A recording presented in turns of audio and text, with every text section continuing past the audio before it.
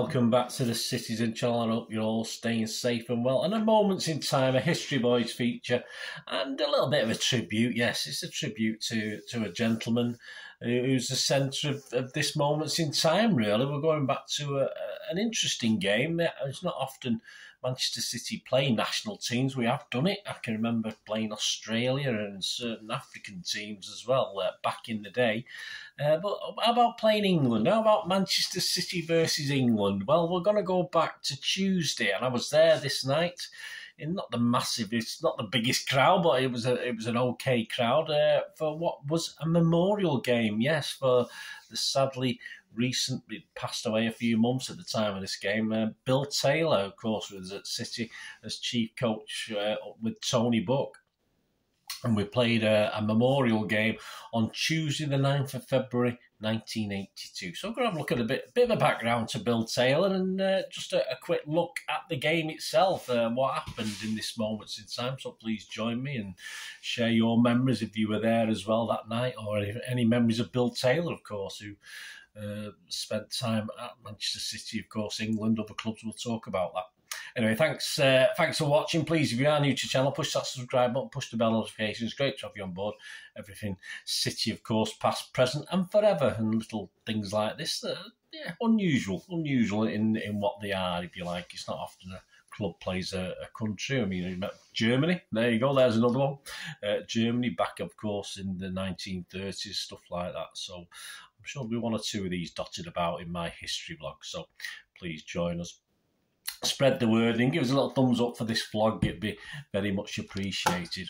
Right, why and when? Well, obviously, I've just briefly described the why and the when, really. On the 30th of November 1981, former Fulham, Manchester City, Oldham and England coach, he played for various clubs as well, which I'll talk about in a minute, Bill Taylor sadly died at the age of 42.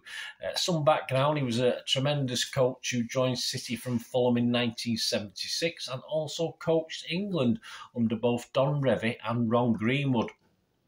He was born, he's not an English guy, he was born in Edinburgh. Yes, his playing career started at Leyton Orient, and he made his debut in the last game of the 1958-59 season. So just before I ended up on this, I was born 6th of July 1959. So just before I obviously give my mother a bit of pain, she told me. I was, her actual words were, I nearly killed her, but we'll not go too long into that.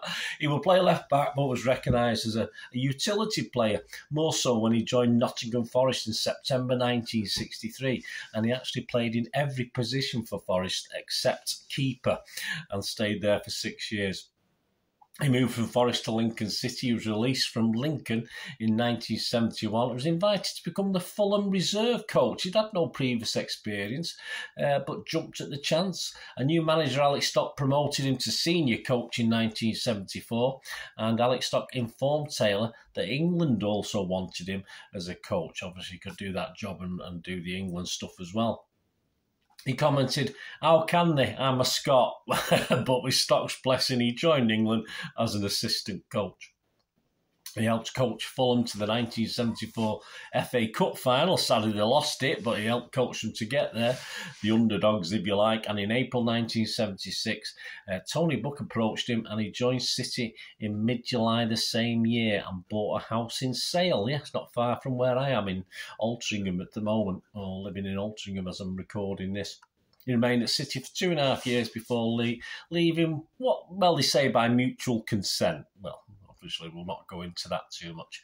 His early death, of course, as England qualified for the 1982 World Cup by beating already qualified Hungary on the 18th of November 1981, 1-0 on that night to finish second, or guarantee second spot.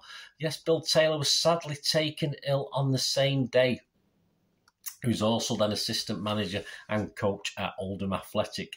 He'd fought off a serious viral infection back a couple of years earlier, back in 1979. But 12 days later, obviously after falling ill when this England game was taking place, he died from a brain tumour after passing into a coma on the morning of the 30th of November 1981. City duly very quickly accepted Peter Swale, the board, etc., to hold a memorial game in his honour to raise money for his wife Helen and 2 daughters, Julie and Elaine. There were tributes in the programme, the match day programme, or the match evening programme. It's an evening game. There was many in the programme printed on the night. Here's just a couple of comments about Bill Taylor from ex-City and England players, Trevor Francis and Joe Corrigan. Francis said, Bill was always dedicated to his job. He was determined to make England great. He was tough on players when it was necessary, but away from training, he was always ready for a laugh and a joke. He always had my utmost respect in everything he did. Corrigan said himself, Joe Corrigan said, words can never express the debt of gratitude I owe to Bill. He worked tirelessly to improve my game and gave me lots of sound advice. Bill's influence was one of the main reasons my career developed the way it did. Nothing was ever too much trouble for him. On to the night of the match. Yes, well, just having a look at interesting to look at the prices. Yeah, they were in a programme a couple of games before. Pay at the gate on the night. The main stand was £3, North stand was £2.50, the Platt Lane was £2, £1.40 for juniors and OAPs, and the Kippax where I stood that night was £1.50 and £1 for juniors and OAPs. And the attendance not massive, but a reasonable, a very reasonable 11,106, and an amount of just over £20,000 was raised on the night. Referee Neil Midgley was in charge. These are the lineups. Yeah, a strong England team. They lacked a striker, unfortunately, but a strong team and a strong, as you'd expect, a lot of testimonials and memorial games, and that's these friendly games in those days. The clubs would put out strong teams. City's team that night was Corrigan, Ransom, McDonald, Cherry. Yes, obviously Bond, Creighton, he was a guest, of course, Kinsey, Reeves, Francis, Hutchinson and Power. England was Shilton, Sampson, Martin, Foster, Anderson, Ricks, Robson, Wilkins, Coppell, Brooking and Barnes. Yes, old Peter Barnes. And this match report is my thanks to Citytilidie website and, of course, via Patrick Barclay, who wrote this for the Guardian newspaper on the 10th of February 1982. Alvin Martin's hopes of establishing himself in the middle of England's defence in time for the World Cup received a painful setback when he was carried off with a broken collarbone. As I said, there was sometimes no shrift given in these games. Sometimes they weren't as friendly as they were supposed to be. Broken collarbone during last night's memorial match for Bill Taylor, the late England coach at Main Road. Martin is expected to be out of action for 6 weeks, and his place against Northern Ireland at Wembley the week after next might now go to Brighton defender Steve Foster, who played soundly against a lively Trevor Francis as Manchester City were beaten 2-1. Typical. Indeed, several members of this oddly shaped England side did well in the match that was more competitive than might have been expected and gave good value to the spectators. On 35 minutes, Peter Barnes, back on the ground where he made a reputation as one of his country's brightest wingers for many years, scored a marvellous goal from 25 yards during the first half in which he displayed a level of talent totally inappropriate to the Leeds United reserve team.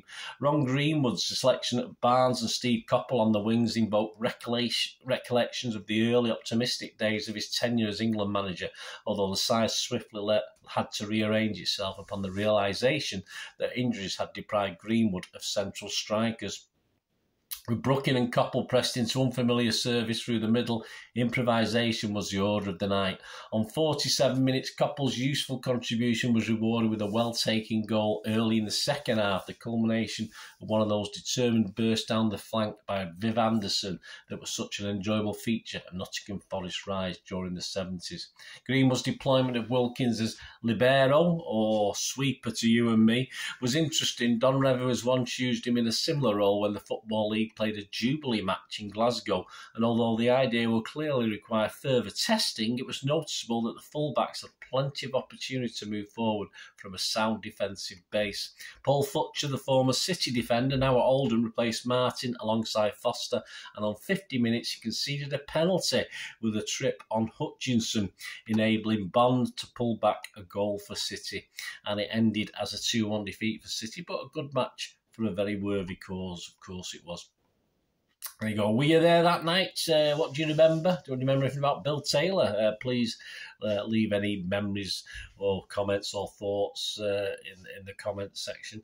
And it sort of just leaves me to say thanks for joining me for this look back at a rare matchup with City and the national team, in this case England, that took place on the 9th of February 1982. Manchester City versus England at Main Road, a Bill Taylor memorial game. Bill Taylor, 31st of July 1939 to the 30th of November 1981.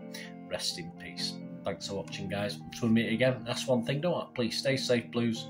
Come on, City. Bye for now.